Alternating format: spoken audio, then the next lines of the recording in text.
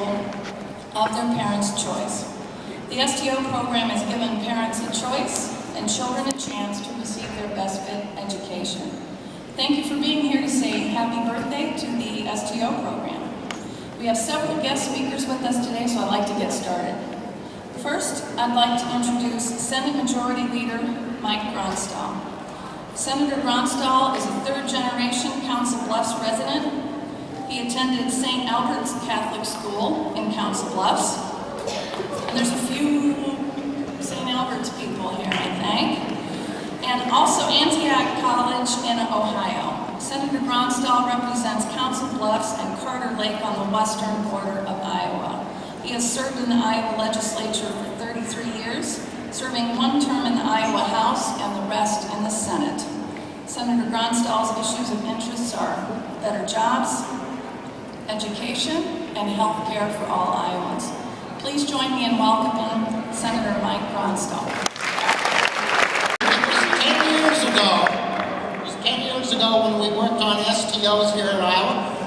The Democrats in the Senate had 25 votes. The Republicans in the Senate had 25 votes. The House was 51 Republicans, 49 Democrats, and right behind that door over there, that says private secretary, it's actually the governor's official ceremonial office.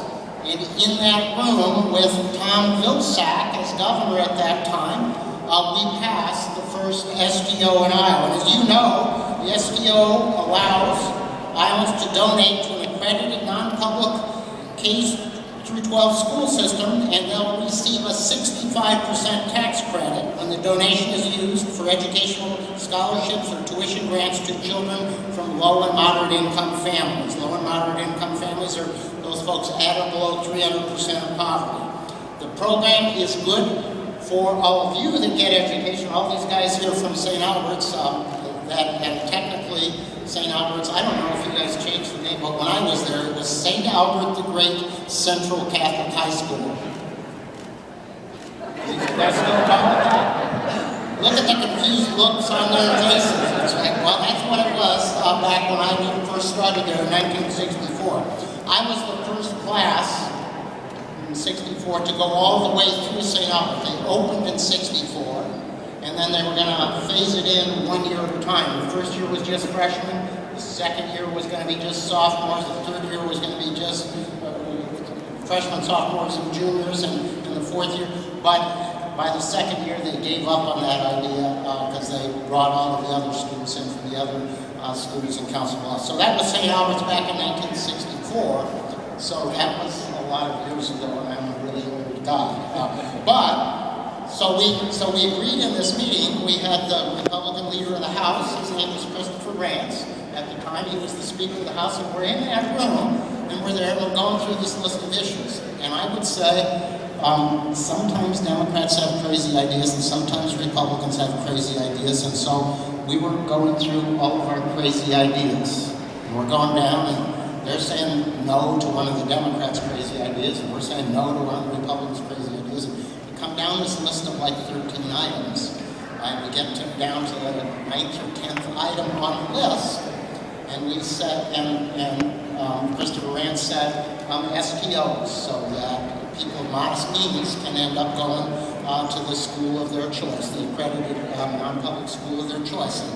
And I remember saying in that meeting, I'd really kind of like to do that. I graduated from St. Albert's. It was a good school, and I got a good education. One of the things I loved about the school was it wasn't just from one neighborhood of reasonably well-to-do people. It was a mix. It was people from all of the different parishes in Council Bluffs.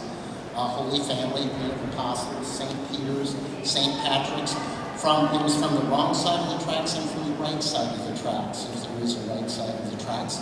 And it was a good mix of people.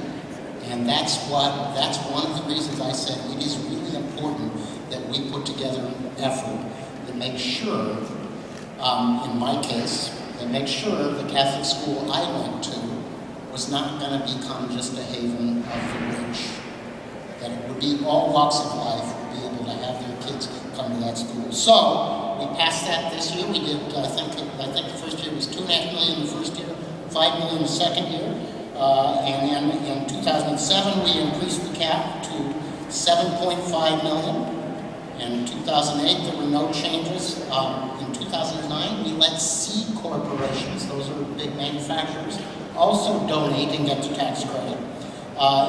In 2010, the program was removed from a large list of tax credit program cuts. We were cutting a lot of things. It was a tough budget year, but we said we're not going to cut STOs. In 2011, we increased the cap to $8.75 million. We didn't make changes in 12 and 13. We increased the cap from 8.75 to 12 million. And we also allowed limited liability companies, S corporations, and estate or planning trusts to contribute to it as well. So it's been a great program. As Trish said, it's been well over $60 million in terms of benefit to Iowans and to some of these kids you see behind me here today. So it's a great program, gives people choice, and strengthens education in the city of Iowa by making sure everybody has better opportunity to get choice in education. So thank you all for being here. That's the celebration. Somebody should sing a happy birthday to STOs before you get down here today. Thank you very much for having me. Next, I'd like to welcome House Majority Leader Chris Hagenow. Representative Hagenow was raised in Cedar Falls and now resides in Windsor Heights with his family. He is a graduate of the University of Northern Iowa and has a JD from the University of Iowa College of Law. Representative Hagenow represents parts of Des Moines, including Clive and Windsor Heights.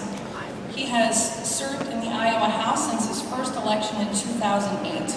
His issues of interest are education, maintaining a balanced budget, and strengthening Iowa's economy. Please welcome Representative Chris Hagenow.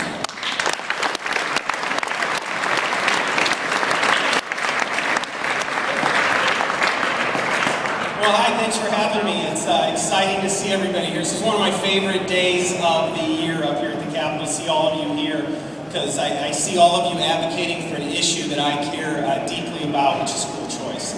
It has become one of my issues up here that I have tried to make progress on, to fight for, because fundamentally I believe that each one of you as students and each one of you as parents should have the right and the ability to choose whatever educational setting you think works best for you.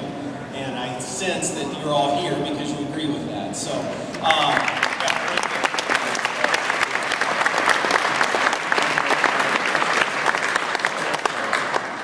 I have my own perspective on this because I'm a private school parent as well. I have 3 kids at home, 8, 5, and 2, and my wife and I have decided to make the sacrifice because we want to have a Christian education for our own children, and that's what we're doing as well. And I have seen firsthand the value of that for my own family and the education that they receive, and we could not feel more strongly about the importance of private education for us.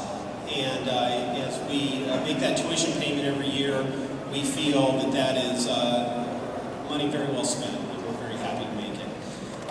What we're doing up here is trying to find a way to further empower other families to make that same choice. And we're going to continue on that path. You heard from Senator Gronstal on the school tuition organization tax credit. That's something that I was happy to be a part of expanding a few years back, and maybe have an opportunity to do that even more, because I suspect there are probably some of you here that are taking advantage of that, and you know what that can do for you. And also education savings accounts that we have talked about in the past, and trying to find an opportunity to get that started as well, to expand school choice opportunities for all Iowa families down the road, and we'd really like to do that as well. So in summary, I really appreciate you being a part of making this happen, because it's not just 150 legislators that come up here, close the doors, and figure out what's best for Iowa. We really do listen to all of you. And the concerns of Iowans and constituents we represent really do make an impact. And when you come up here to the Capitol, especially in numbers like this, it really does matter. It really does move the needle. And legislators come out, they come out into the rotunda, and they meet you, and they see you, and they get to hear firsthand the real impact that school choice issues can have on you and the communities that you're in. And And so I just want to make sure that you all leave encouraged that we're listening to you, and there's a real impact, real value to your being here. And so please keep doing it, and have as many conversations you have. Be proud and be ambassadors for what you care about, for the schools that you're in, for your families, for the education that you're receiving, and continue to share that back home and come back next year in even bigger numbers and keep fighting this good fight for this something that I know we all think is tremendously impactful, not just for you, but for the community and the state we have the great opportunity to live in. So thank you very much for being here.